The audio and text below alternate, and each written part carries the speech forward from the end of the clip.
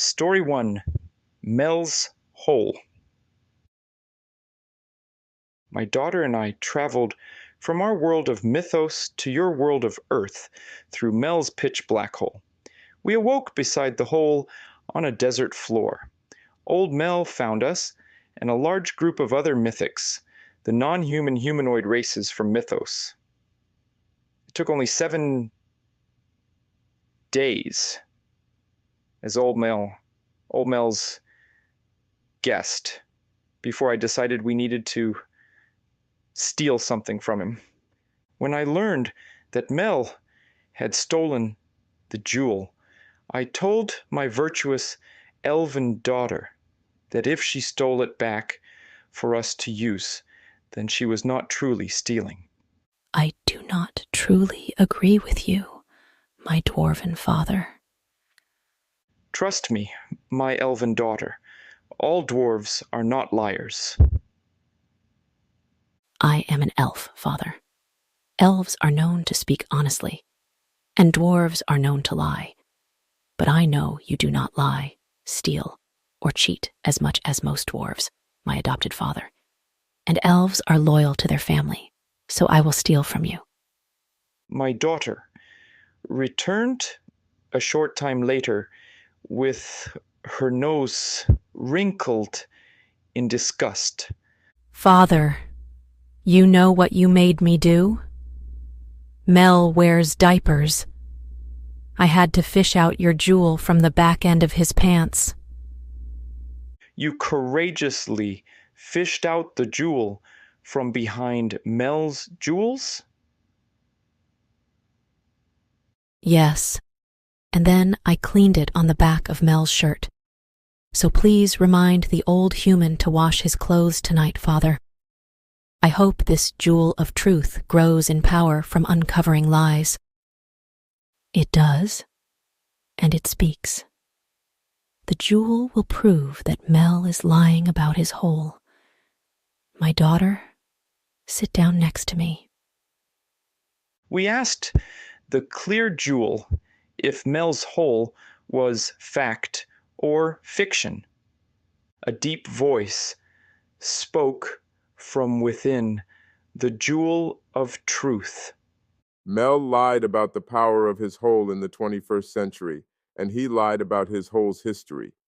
He also lied about time traveling to 2300 from the year 2024. Global tech froze Mel before the nuclear war, then recently brought him back to life. Rule 1 of critical thinking that Mel breaks. Mel's hole only came into existence recently in the year of 2300. Yet Mel claims his hole was created in the 21st century, in the 1960s. During the 21st century, Mel did not have any verified evidence to prove the hole exited. He did not show a credible photograph, video, or scientific data. Rule 2 of critical thinking that Mel broke in the 21st century. He did not verify that his hole is paranormal in depth. Mel claims to have measured his hole during the 21st century to be 80,000 feet deep. Nor did Mel scientifically verify that his hole grows warmer the further into the hole an object is lowered. Rule 3 of critical thinking is the most significant rule that Mel broke during the 21st century that proves his hole never exited then. Rule 3 is to verify the existence of something through its location. Mel avoided verifying his hole's location with coordinates for people to find, and Mel disappeared when people started to question if his hole even occupied a space outside of Mel's imagination. Now I shall tell you Mel's side of the story through my daughter's perspective of what old Mel told her the day before we entered his hole. Listen to me, girl, what is your name again? It does not matter. Now listen, you already know my hole is real. You appeared beside it.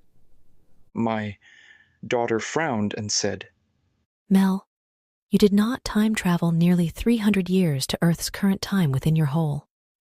I know you are fibbing about that. A small fib, perhaps, Mel? No, listen. Okay, just listen. I did time travel from 2024 through my hole.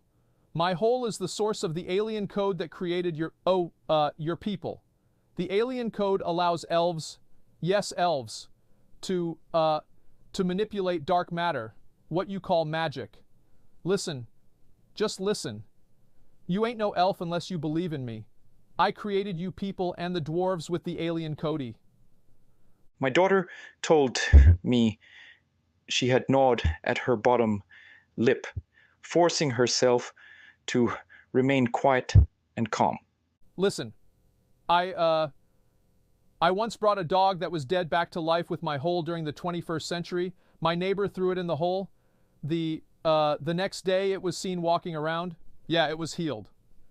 At this point, my daughter had grown short of her considerable patience. She had unleashed her sarcasm upon old Mel. Oh my goodness, Mel. Really? That really happened? You threw an entire dog into the hole and it came back to life. That's really interesting. Who else can verify your claim? But Mel sharply insisted that his hole's power of resurrection were real. A pet brought back from the dead. In stories of the past, I heard of a place called Pet Cemetery, where such dark magic, necromancy, is as real as your dark hole, Mel. Perhaps your hole is linked to this animal cemetery that resurrects dead animals? Mel had smiled from ear to ear. Yeah, it's true, he insisted. Listen to old Mel, young lady. I am listening, Mel. Tomorrow, you, and the others will leave my home to return to your own home. You will meet someone. Meet my man there, my elf man. His name is, Johann. Johann will help you and your people use your dark matter magic to create dimensional doorways, holes in the ground that will bring the advanced aliens back to our world. We need their technology to make our desert wastelands green again. I am willing to create as many holes as you want, Mel, when you allow me, my father, and the others to leave your laboratory, to return to our world. And I am hoping Johann can restore our memories as you promised, Mel. Johann can do that on your world. Johann will. My hole might even restore your memory before you, meet Johann. I think you are really, really ready to enter my hole tomorrow, to return to your world of mythos. Time to go home. The following day, we left the gigantic cave enveloping the laboratory and entered Earth's forbidden wasteland, a barren desert filled with towering plateaus. When we passed beneath an overhead arch sculpted to flawlessly to have been a product of nature, one of the dwarves said the arch had been crafted by skilled hands. Soon we stood at the edge of Mel's hole. The elves and the dwarves stood behind us in a separate group. Even with my back turned to them, I sensed their silent uncertainty.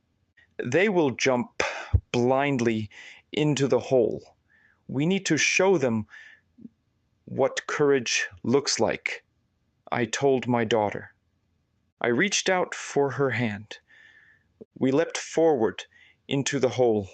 A blinding golden radiance muted all my senses, my mind no longer able to even warn my body of my impending fall into the hopefully bottomless hole. The brilliant glow swiftly dimmed. Then the light I hung suspended within expanded, forming a square chamber. Within the sanctity of silence, I felt protected. I closed my heavy eyelids, a strange voice entering the silent, dimly lit chamber. I heard old Mel say, Be at ease, ma, man. I forget what I was going to say. Oh yeah, you will be home. Soon, if I can just make sure I have this hole programmed. The aliens said. They said this would be easy. The history behind Story 1 and Mel's Hole. Mel and his whole are as believable as my story of global tech and their mythical cyborgs existing 300 years into the future. Global tech was formed post-nuclear apocalypse. Global tech manufactures and programs dwarf and elf model cyborgs. The elf model cyborgs are infused with alien DNA that allows them to manipulate the unseen dark matter surrounding everyone and everything in the universe. Elf cyborgs appear to manipulate dazzling and destructive forces that can only be described as magic to the humans, and dwarf cyborgs unable to either see or feel dark matter.